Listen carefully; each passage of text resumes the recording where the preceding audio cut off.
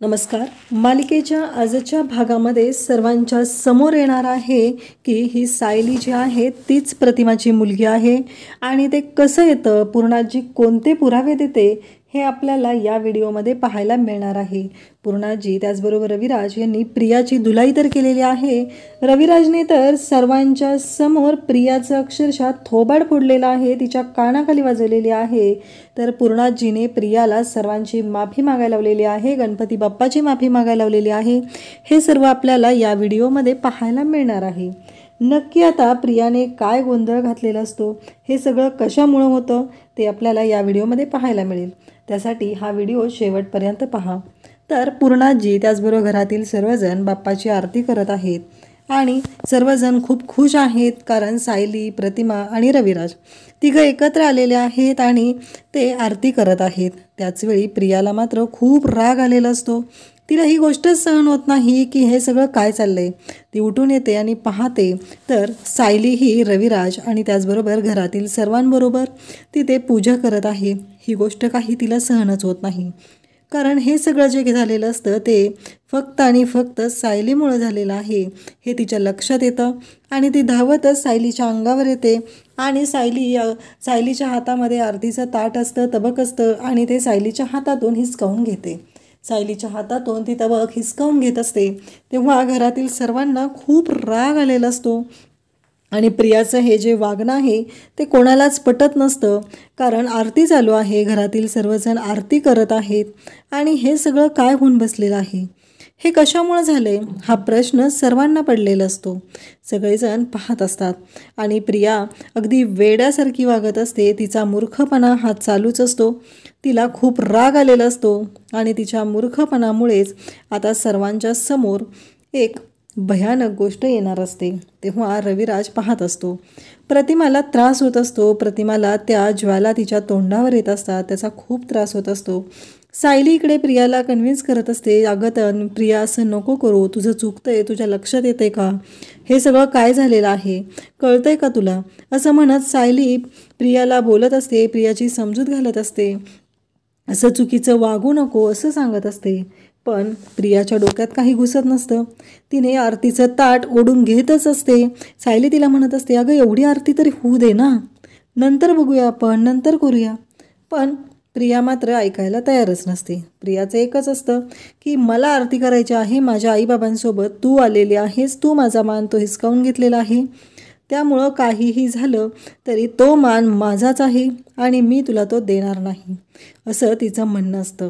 या सगळ्या गोष्टींमुळं इकडे घरातील सर्वांना खूप त्रास होत असतो आणि प्रतिमाच्या तोंडावरती त्या ज्वाला येत असतात आणि त्यामुळं प्रतिमाला आठवत असतं, प्रतिमाला जाणवत असतं की हे आपल्यासोबत याआधी झालेलं आहे. म्हणजे 22 वर्षांपूर्वी प्रतिमाच्या तोंडावरती जळकं लाकूड मारलं गेलं होतं. ती गोष्ट आता प्रतिमाला आठवत आहे. प्रतिमाच्या लक्षात येत आहे की हे सगळं आपल्यासोबत आधी घडलेलं आहे. तिला या सर्व गोष्टींचा त्रास होत आहे आणि प्रतिमा जेव्हा हे सर्व पाहते तेव्हा तिच्या डोळ्यासमोरून त्या गोष्टी जात आहे. तिच्या डोळ्यासमोर महिपतचा चेहरा येत आहे. महिपतनं तिला मारलेला आहे. या सर्व गोष्टी प्रतिमाला आठवत आहेत. त्याचवेळी रविराजच्या लक्षात येतं प्रतिमाला त्रास होतोय आणि रविराज प्रतिमाला स्वतःकडे खेचून घेतो, तिला ओढून घेतो, कारण प्रतिमाला त्रासच इतका होऊ लागलेला असतो. हे सगळं प्रिया मुद्दामून करत असते. ही गोष्ट रविराजच्याही लक्षात आलेली असते, पण प्रियाच्या मूर्खपणामुळे हे सगळं अवघड झालेलं असतं. तिने इतका गोंधळ घालून ठेवलेला असतो की तिला कळतही नाही की आपण आणखी किती चुका करणार आहोत. या गोष्टीची जाणीव जराशीही प्रियाला नसते आणि तिने फक्त आणि फक्त मूर्खासारखं वागायचंच काम करत असते. तिला असं वाटत असतं की हे सगळं आपण जे करतोय ते योग्य आहे, घरातील सर्वजण आपली साथ देणार आहेत, असंच तिला वाटत असतं. तेव्हा पूर्णाजी म्हणते, काय चाललंय तन्वी तुझं. प्रिया सर्वांच्या समोर म्हणते की या सायलीने माझ्या नवऱ्याला, माझ्या होणाऱ्या नवऱ्याला, अर्जुनला माझ्यापासून हिरावून घेतलं, त्याला माझ्यापासून तोडलेलं आहे आणि आता ही सायली माझ्या आईबाबांना माझ्यापासून तोडत आहे, त्या माझ्या आईबाबांनाही तिने स्वतःकडे घेतलेलं आहे. तेव्हा पूर्णाजी ओरडते आणि म्हणते, बास झालं. रविराजला तर खूप राग आलेला असतो आणि इकडे सायलीच्या समोर प्रिया जे काही बोलत आहे त्यामुळं घरातील सर्वांना धक्का बसलेला असतो. पूर्णाजी खूप चिडते आणि म्हणते, बाद झालं तन्वी, एकतर सणाच्या दिवशी एवढ्या उशीरपर्यंत झोपून राहिलीस, त्याचबरोबर सगळ्यांच्या समोर येऊन अशी नाटकं चालू केलेली आहेत. रविराजला खूप राग आलेला असतो, कारण प्रिया म्हणालेली असते की सायलीने माझ्या होणाऱ्या नवऱ्याला माझ्यापासून तोडलं. रविराजला ही गोष्ट सहन होत नाही. रविराज खूप चिडलेले असतात आणि ते प्रियाच्या खानदेशी कानाखाली वाजवतात. पूर्णाजीही आता कानाखाली वाजवण्यासाठी तिथं आलेलीच असते, कारण प्रियाचा मूर्खपणा इतका वाढलेला असतो. तेव्हा रविराज म्हणतात की आज सगळ्यांच्या समोर तू मला लाज आणलेली आहे, मला तुला मुलगी म्हणायची ही लाज वाटत आहे. मला ना प्रश्न पडतो की हे संस्कार, हे रक्त माझं आणि माझ्या प्रतिमाचंच आहे का, हा प्रश्न मला पडत आहे, असं सर्वांच्या समोर बोलत असतो. त्याचबरोबर आपल्याला पाहायला मिळतं की सायली त्याचबरोबर घरातील सर्वजण हे सर्व पाहत असतात. सगळ्यांना धक्का बसलेला असतो, कारण हे सगळं जे काही घडत असतं त्यामुळं सगळ्यात जास्त त्रास झालेला असतो तो सायलीला झालेला असतो आणि प्रतिमाला झालेला असतो. नागराजच्या लक्षात येतं. नागराज म्हणतो की झालं, हिने आज अजून पुन्हा माती खाल्लेली आहे. एकतर उशीरपर्यंत झोपली आणि त्यानंतर पुन्हा माती खाल्ली आणि आता या घरातल्यांच्या सगळ्यांच्या समोर हिने लाज आणलेली आहे, हे नागराज बोलत असतो. नागराजच्या पण लक्षात आलेलं असतं की तन्वीचं चुकत आहे. एकतर तिने खरी तन्वी नाही आहे, हे सगळ्यांना माहिती झालं तर अवघड होणार आहे, आणि त्या तिचा मूर्खपणा, या मूर्खपणामुळे तर सगळ्यांनाच त्रास होणार आहे, हे लक्षात आलेलं असतं. इकडे कल्पना म्हणते की बाद झालं तन्वी, सायलीचं काहीही चुकलेलं नाही, तू प्रत्येक वेळेस सायलीवर आरोप करतेस. रविराज म्हणतो की प्रत्येक वेळेस तू माझी मुलगी आहे म्हणून तुझ्या किती चुका आम्ही पाठीशी घालायच्या, प्रत्येक वेळेस तू चुकीचं वागत आहे, प्रत्येक वेळेस सायलीला पाण्यात बघत आहे, तिला त्रास देत आहे, तरीही आम्ही सगळेजण तुला माफ करत असतो, तुझी बाजू घेत असतो, तरीही तुझं तेच चाललेलं आहे. आज तुझ्यामुळं सायलीला आणि प्रतिमाला त्रास झालेला आहे. पूर्णाजी म्हणते बाद झालं, आताच नाही, हे नेहमीचं चाललेलं आहे. नागराज म्हणतो तन्वी, असं करायला नको होतंस तू. तेव्हा मात्र इकडे पूर्णाजी म्हणते नाही नागराज, आजच झाले असं नाही आहे, तिचं ते नेहमीचं चाललेलं आहे. तिला नेहमी असं वाटत असतं की तिनं काहीतरी गोंधळ घालायचा आणि सगळ्या याचं वाटोळं करून टाकायचं, हे तिचं नेहमीचं चाललेलं आहे. आज पण तिचं चुकलेलं आहे. आज पण तिने उशिरा उठली, काही प्रॉब्लेम नव्हता, तिने सगळ्यांच्या समोर आली असती, सगळ्यांची माफी मागितली असती, आवरून आली असती, तर मी तिला तो आरतीचा मान दिला असता. आणि राहिला प्रश्न तो आरतीचा मान देण्याचा, तो आरतीचा मान मी सायलीला दिलेला आहे, सायलीला तो मान मी दिलेला आहे, त्यामुळं हिनं याच्यावरती कोणतीही दादागिरी करायची गरज नाही, असं पूर्णाजी स्पष्टपणे प्रियाला सांगत असते आणि म्हणत असते की आत्ताच्या आत्ता त्या तू पारुषाने त्या देवाच्या तबकाला हात लावलेला आहे, ती चूक केलेली आहे.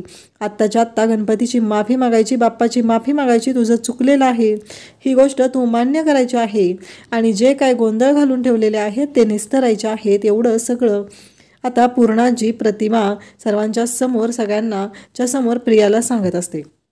चैतन्य पण प्रियाला म्हणतो की चला चला मागे या, सगळ्यात मागे येऊन तिथं उभं राहायचं आहे, असं म्हणत तो प्रियाला मागे यायला सांगतो.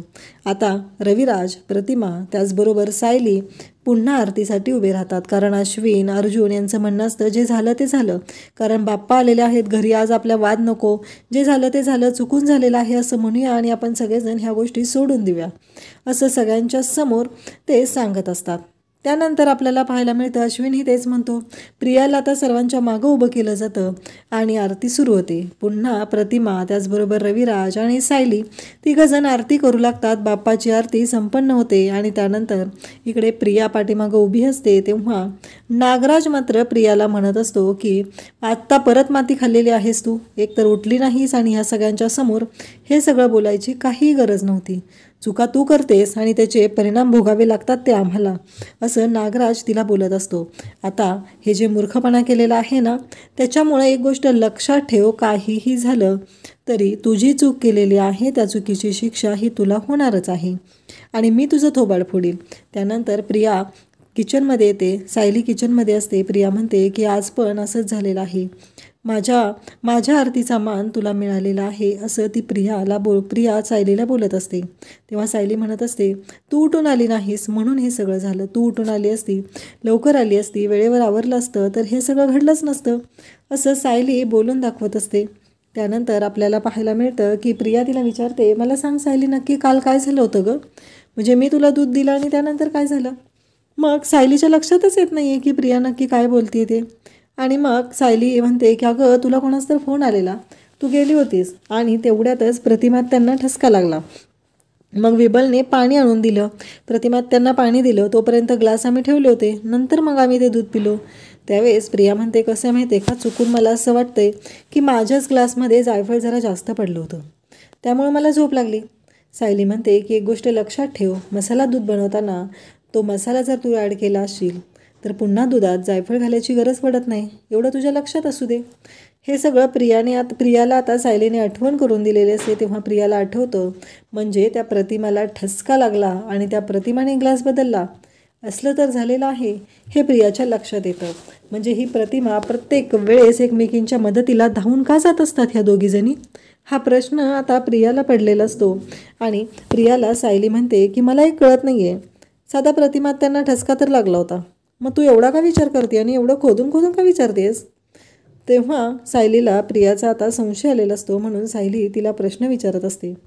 तेव्हा प्रिया म्हणते नाही गं, आई आहे ना, माझी काळजी वाटली म्हणून. तेव्हा सायली म्हणते की मला एक कळत नाही आहे, त्या प्रतिमात त्यांना ठसका लागण्यामागे तुझा काही हात नव्हता ना, म्हणजे तू काही केलेलं नव्हतं ना. तेव्हा सायलीला प्रिया म्हणते नाही नाही, मी का कशाला काय करू, तू काय पण काय बोलतेस का, माझ्यावर आरोप करतीस.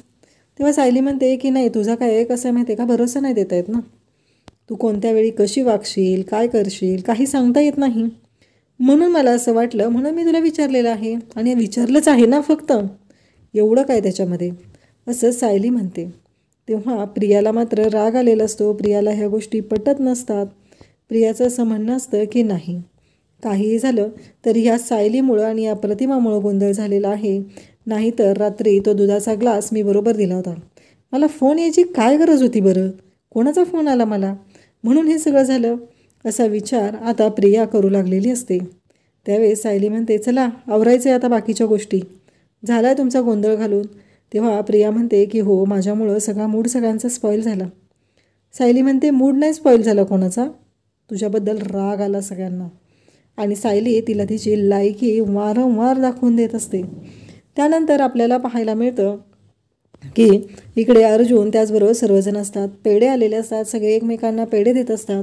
पण रविराज, प्रताप आणि अर्जुन म्हणतात पण आज गणेश चतुर्थी आहे आणि गणेश चतुर्थीच्या दिवशी जर बाप्पाला मोदक नसतील तर काही अर्थ नाही ना त्याला. त्यावेळेस पूर्णाजी म्हणते काळजी करू नका, बाप्पाचे मोदकही तयार होणार आहेत आणि मिळणार आहेत. तेव्हा रविराज म्हणतो कसं आहे, आज सायली कमीत कमी 21 मोदक तरी करेल, त्यामुळे काही प्रॉब्लेम नाही आहे. तेव्हा मात्र इकडे सगळ्यांच्या समोर प्रिया म्हणते की हो, मी पण बनवू शकते मोदक. आता प्रियाने चॅलेंज घेतलेलं असतं. अश्विन आणि त्याचबरोबर चैतन्य तिला म्हणतात की तन्वी, तू चॅलेंज घेतलेलं आहे, त्यामुळं मोदक तर तुला बनवावे लागणारच आहेत. प्रियाला मात्र धक्का बसतो, आता काय करायचं, मोदक तर आपल्याला बनवता येत नाही आहेत, मग करणार काय आपण, हा प्रश्न पडलेला असतो. आणि प्रिया अस्मिताला घेऊन इकडे बाजूला येते आणि तिच्याशी बोलू लागते. तेव्हा अस्मिता म्हणते की काय गं, कसली नालायक आहेस तू, त्या दिवशी तू सगळ्यांच्या समोर मला खोटं पाडलंस का, म्हणजे तू मला खोटं बोलायला लावलं. तेव्हा प्रिया म्हणते अगं, तू एकटीच माझी बाजू घेशील हे मला माहिती होतं, म्हणून मी असं केलं. कारण तुला माहिती आहे का, त्या दिवशी ना अचानक खूप मोठा गोंधळ झाला गं, आणि मला लक्षातच नव्हतं, आणि मी आईकडे गेले आणि मी आईला सगळं सांगून टाकलं ना, त्या सायलीला हॉस्पिटलला ॲडमिट केले वगैरे, आणि मग आई तिथून निघून गेले. पण बघितलंस ना, सगळ्यांनी आल्यावर माझ्यावर कशी तोप चालू केली होती, मग मी काय करणार ना, मला माहीत नव्हतं म्हणून मी सांगितलं, मी काय तुला अडकवलं वगैरे नाही ना, मग काय होतं त्याला, असं प्रियाचं बोलणं असतं. अस्मिता म्हणते हो गं, बरोबर आहे. तेव्हा प्रिया म्हणते की तू माझी मदत कर ना, आपण मोदकाचा व्हिडिओ बघूया आणि मग मी मोदक करेल. तेव्हा अस्मिता म्हणते मी विचारून येऊ का, व्हिडिओ बघितला तर चालतो आहे का. तेव्हा प्रिया म्हणते त्यांना कशाला सांगायचं आहे, आपले आपण गपचूप बघूया ना. आणि आता सगळेजण मोदक बनवायला घेतात आणि खूपच जबरदस्त असा प्लॅन होतो. सुभेदारांच्या घरात 3 सुगरणी तर आहेत हे सगळ्यांनाच माहिती आहे. आणि मग सगळ्यांचे मोदक दाखवले जातात. पहिल्यांदा प्रियाचे मोदक बघितले जातात, ते इतके घाण असतात की ते मोदक आहेत असं कुठल्याच अँगलने वाटत नाही. त्यावेळेस मग रविराज इकडे सायलीला विचारतो की मला तुमच्या दोघींचे मोदक बघायचे आहेत, आणि मग प्रतिमा आणि सायलीचे मोदक बघितले जातात अगदी सेम टू सेम. तेव्हा पूर्णाजी म्हणते आईनं शिकवावं आणि लेकीनं करावं, आईच्या पावलावर पाऊल ठेवून लेकीनं बनवलेलं आहे, असे अगदी सुरेख मोदक झालेले आहेत, जणू काही सायली प्रतिमाचीच मुलगी आहे आणि तिने प्रतिमाचाच गुण घेतलेला आहे, असे मोदक बनवलेले आहेत. सगळ्यांना धक्का बसतो. अशाच अपडेटसाठी चॅनलला सबस्क्राईब करा. थँक्यू.